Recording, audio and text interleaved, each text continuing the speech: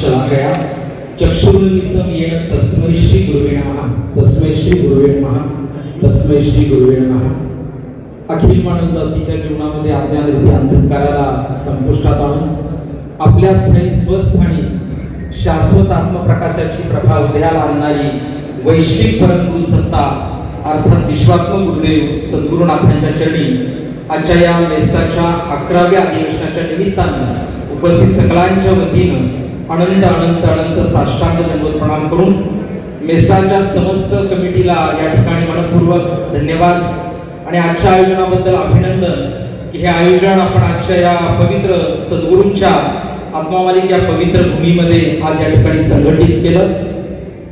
जीवनामध्ये आणि विशेषतः तरुण पिढीला या बालवयामध्ये ऐन तारुण्यामध्ये हे शिक्षेचं अर्जन करत असताना जर संस्कारांचं अधिष्ठान मिळालं तर खऱ्या अर्थानं सर्वांगीण विकास करण्याच्या या वाटचालीमध्ये या पथावरती त्याचं जीवन सुखकरी होतं आणि बलदंड असा राष्ट्र निर्माणाचा हाती घेतलेला वसा देखील पूर्णत्वाला जातो। विश्वात्मक सद्गुरू बाबांच्या कृपा आशीर्वादानं या शैक्षणिक क्षेत्रामध्ये या पवित्र भूमीमध्ये प्रारंभ झाला तो 1995 साली 23 विद्यार्थ्यांवरती सुरू झालेलं की आत्मामालिक इंग्रजी माध्यमाचं शैक्षणिक संकुल आज तब्बल 22,000 विद्यार्थ्यांच्या उपस्थितीमध्ये डौलाने या ठिकाणी कार्यरत आहे। याला कारण आहे की आजच्या आधुनिक तंत्रज्ञानयुक्त शैक्षणिक या पद्धतीला आज अधिष्ठान मिळालेलं आहे एका आत्म्याच्या संस्कारांचं। आदरणीय तायडे साहेबांनी आपल्या मनोगतामध्ये जी खंत व्यक्त केली ज्या मागण्या केलेल्या आहेत त्या सगळ्यांची पूर्तता करत असताना आपल्या या बाह्य प्रयासाला जर अंतरात्म्यातून आपल्या आत्मिक संस्कारातून अर्थात अतिप्राचीन असणाऱ्या खऱ्या शिक्षणाच्या पद्धतीतून ध्यान योगातून निश्चित जर याला सहयोग दिला याचा जर या अभ्यासक्रमामध्ये समाविष्ट करून परिभाग जर विद्यार्थ्यांच्या दैनंदिन शैलीमध्ये परिपाक म्हणून या ठिकाणी समर्पित केला तर निश्चित या व्यासपीठाची या ध्यानपीठाच्या शैक्षणिक संकुलाची स्वानुभूती आहे आणि त्या स्वानुभूतीचा हा सिद्धांत आहे की आपलं कल्पित सोडा आकल्पित असणारे यश जे आहे ते देखील सहजतेने प्राप्त होतं। मी या ठिकाणी अनेक जवळजवळ 37 जिल्ह्यांच्या संघटनांचे अध्यक्ष या ठिकाणी उपस्थित आहेत आणि ज्या भूमीमध्ये बसलेलो आहोत त्या भूमीची 4 पिढ्यांची सेवा ज्यांची आहे त्याच प्रमुख अतिथी म्हणून सन्माननीय आदरणीय नामदार विखे साहेब हजर आहेत। या सगळ्यांनी हा इतिहास आपल्या उघड्या डोळ्यांनी पाहिलेला आहे अनुभवलेला आहे आपल्या नैमित्तिक जीवनशैलीमध्ये आणि आपल्या शैक्षणिक अभ्यासक्रमामध्ये ज्यावेळेला ध्यान योगाच्या माध्यमातून प्रत्येक विद्यार्थी दशेमध्ये असणाऱ्या युवकाच्या अंतःकरणातल्या आत्म्याचा संस्कार ज्यावेळेला त्याला दिला जातो त्यावेळेला निश्चित रूपानं या संघटनेची निर्मिती ज्या उद्दिष्टानं आपण या ठिकाणी प्रादुर्भूत केलेली आहे त्या उद्दिष्टांची पूर्ती झाल्याशिवाय राहणार नाही। आणि म्हणून मी समस्त 37 संघटक चालकांना विनंती करतो आत्मामालिक शैक्षणिक संकुलाकडून विद्यार्थ्यांना पारित केला गेलेला केवळ 10 मिनिटांचा सिलेबस आहे। तुमची 8 तासाची 10 तासाची शाळा असते 10 मिनिटाचा ध्यान योगाचा जर अभ्यास दिला तर आज अखिल विश्व आणि विशेष करून ज्या संस्कृतीचं आज वैश्विक परिवंदन आदरणीय प्रधानमंत्री नरेंद्रजी मोदी साहेबांनी केलेला आहे तो ध्यान योगाचा संस्कार आपल्या प्रत्येक शाखेमध्ये प्रत्येक शाळेमध्ये आपल्या संघटनेच्या माध्यमातून देण्यात यावा। तुमच्या माझ्या सर्वांच्या ठाई जे जीवनत्व आहे ते ईश्वरीय तत्व आहे त्या तत्वाचं नाव आहे आत्मा।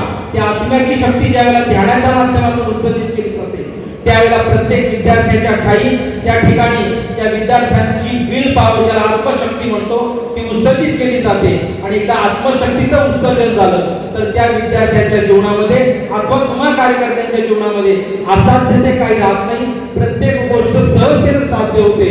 आणि म्हणून आज या मंगल प्रसंगी 11वं अधिवेशन या ठिकाणी आपण साजरं करत असताना आपल्या सर्व संस्था चालकांना ही विनंती करत असताना ज्या पवित्र पीठावरती बसलेलो आहोत जवळपास 8 ते 8,500 विद्यार्थी या ठिकाणी वसतिगृहासाठी कार्यरत आहेत।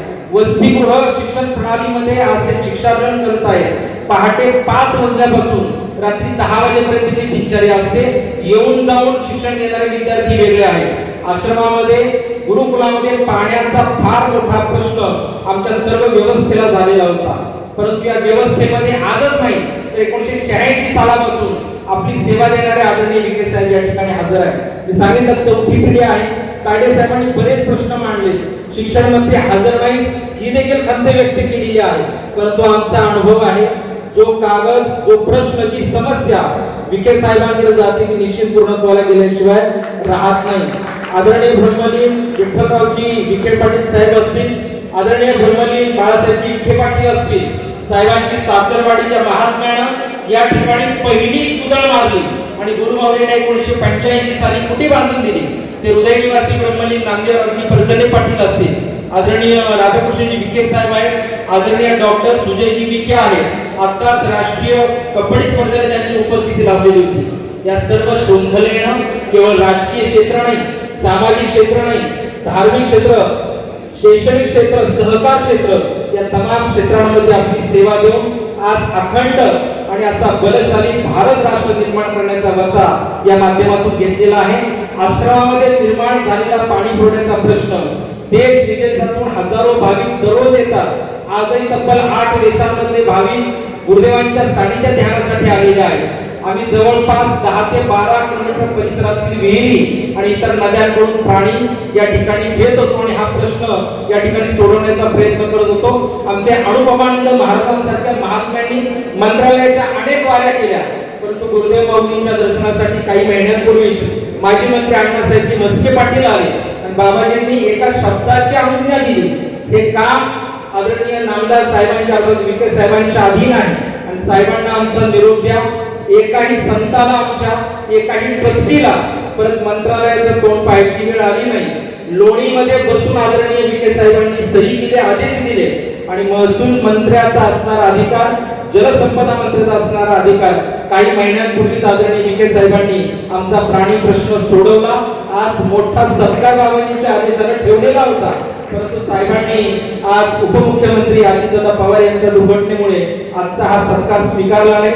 निश्चितच त्यांच्या दुःखामध्ये आत्मावाली ध्यानपीठ देखील या ठिकाणी सहभागी आहे. ती सांत्वना या ठिकाणी करून अशा राजनेत्यांचं अधिष्ठान या राजसत्तेमध्ये बसलं आणि त्या राजसत्तेला जर अध्यात्माचा अर्थात धर्माचा संस्कार मिळाला आणि राजसत्ता आणि धर्मसत्ता जर नियमित अशा एका व्यासपीठावरती हजर राहून कार्यरत राहिली तर निश्चित उद्याचा भारत हा अखिल विश्वावरती महासत्ता म्हणून कार्यरत करेल आणि ती तरुण पिढी तुमच्या या शैक्षणिक क्षेत्रातून उद्या उदयाला येईल. हाच शुभ संदेश या ठिकाणी देऊन आजच्या या आयोजनाबद्दल पुनश्च एकदा अभिनंदन आणि धन्यवाद करतो.